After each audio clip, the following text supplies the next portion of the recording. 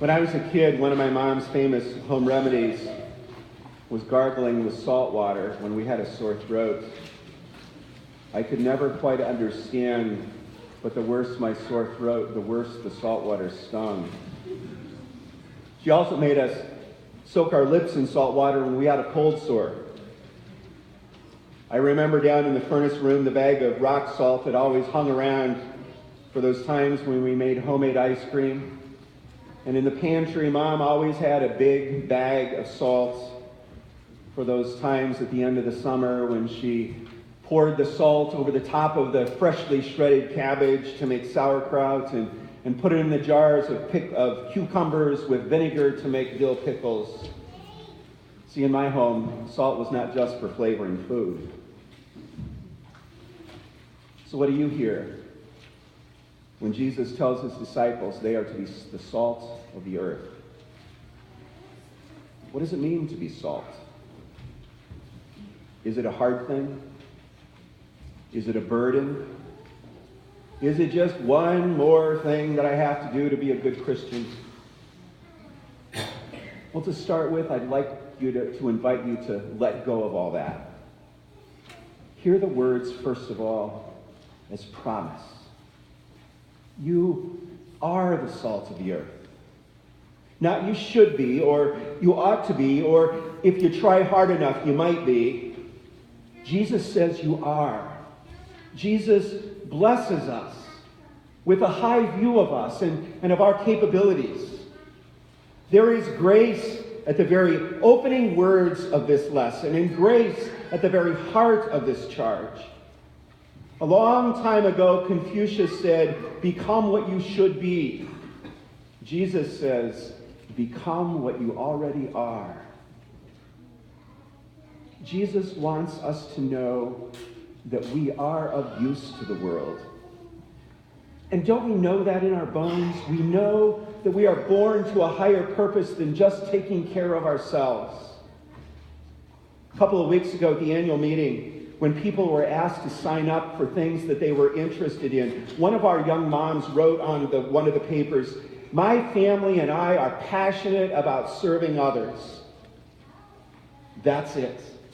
That's what we want to be. We want to be used by Jesus to help people and to help the world.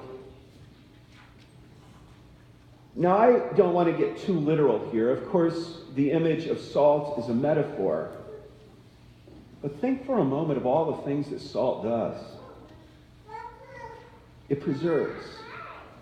Long before there was refrigeration, foods were soaked in salt to prevent spoilage. Salt purifies.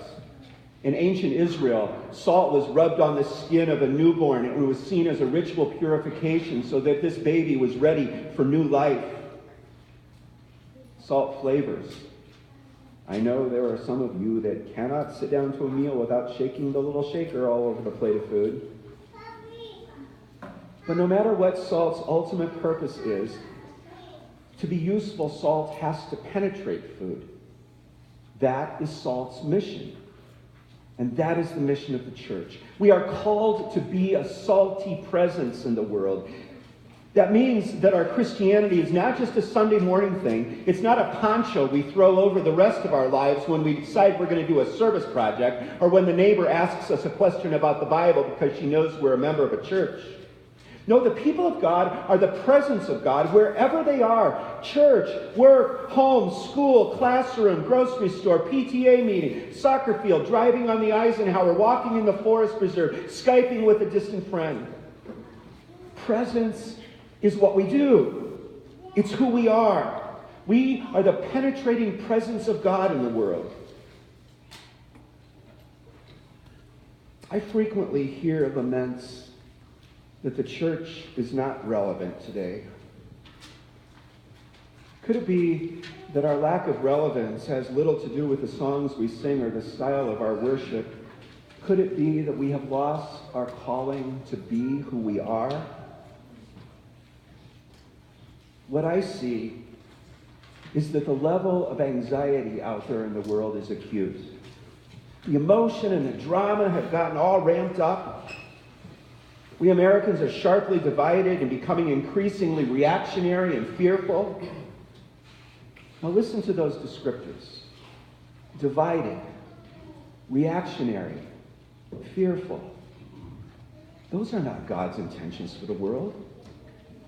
What if we were to be the presence of God in the places that are divided and reactionary and fearful? What if we chose instead to be hopeful and steady and non-anxious? What if we were to communicate both with our lips and with our actions our conviction that God intends a peaceful community that is built on the foundation of justice and righteousness, and that he calls us to embody that kind of community? Now that's the church being relevant.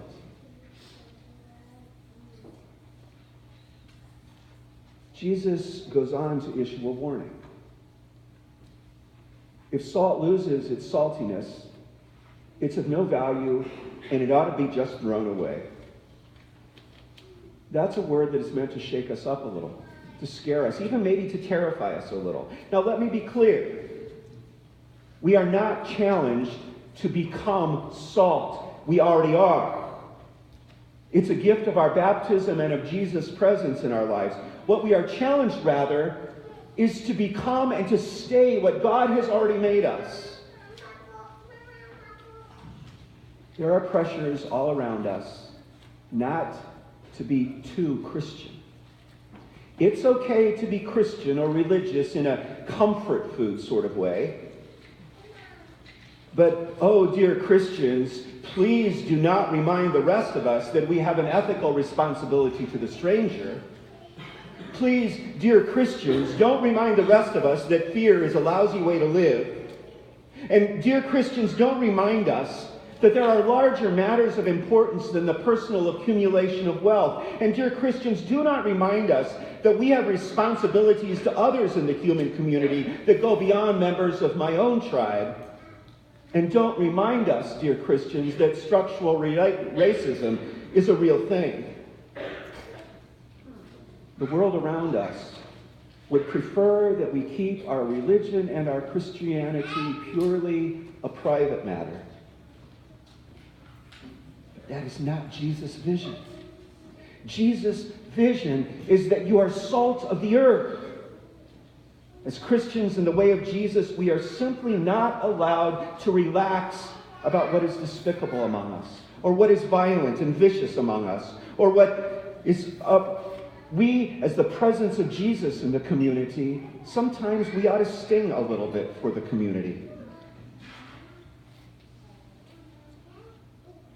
Now, I want to acknowledge that what makes this hard is that when it comes to many social issues, we simply don't agree about what being salt looks like. If you look around this room, we are pretty homogeneous in the color of our skin and our culture and our ethnicity. We are pretty diverse in our political views. And that's why here in this congregation, we have tried to create a culture where we can disagree about policy and still live together, and where we can listen to one another and together seek deeper understanding and seek wisdom and seek the courage to speak and to act according to our faith. Much later in Matthew, just before his crucifixion, Jesus tells this story, this parable about sheep and goats. And it almost seems like he's channeling this lesson from Isaiah this morning. And he tells us that without caring for the neighbor, our worship is useless. Jesus calls us to discover his presence among those who are without shelter, and those without adequate food and clothing, and those who are imprisoned and lonely. And for us as church, those words of Jesus shape a shared sense of calling and values, even if we have to wrestle together about what those look like in the here and now.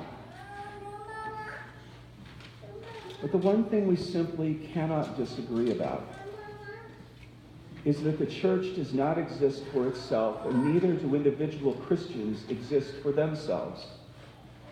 We are called into relationship with God for the sake of the world.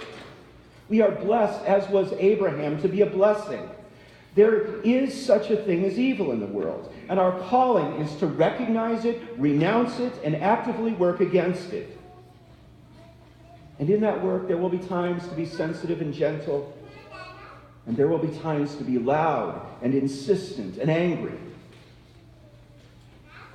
It is from nothing that we have been made salt for the earth. That is God's gift. It is the gift of our baptism that comes to us through Jesus' death and resurrection. But it is not for nothing that we have been made God's people. We have been made to be salt for the world. We are to live for others. It is a high calling, dear people. And apparently Jesus thinks we're up to it. So go. Be the salt of the earth.